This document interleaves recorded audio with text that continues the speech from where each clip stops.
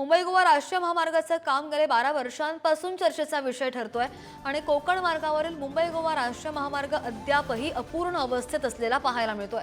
परशुराम घाटामध्ये दरवर्षी दरड कोसळण्याचे बरेच प्रकार घडतात आणि दरड कोसळत असल्यामुळे रस्त्याच्या चौपदरीकरणामध्ये अडथळे सुद्धा निर्माण होतात। मंत्री नितीन गडकरींनी जून 2025 पर्यंत महामार्ग पूर्ण होईल असा विश्वास व्यक्त केल्याची माहिती आहे।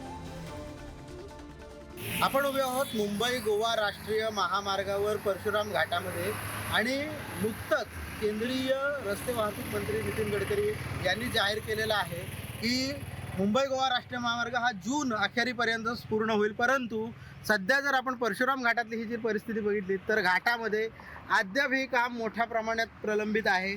समोर 2 महिन्यामध्ये पावसाळ्याचा ऋतू सुरू होईल। पावसाळ्यामध्ये सातत्यानं या घाटामध्ये दरडी कोसळत असतात आणि दरडी कोसळत असताना या घाटामध्ये सातत्यानं वाहतुकीचा खोळंबा होत असतो। मुंबई गोवा राष्ट्रीय महामार्गावर अनेक ठिकाणी अद्याप कामं अपूर्ण आहेत, जसं की लोटे औद्योगिक वसाहत असेल, कशेडीचा बोगदा असेल, या ठिकाणी देखील अद्याप अनेक कामं प्रलंबित आहेत।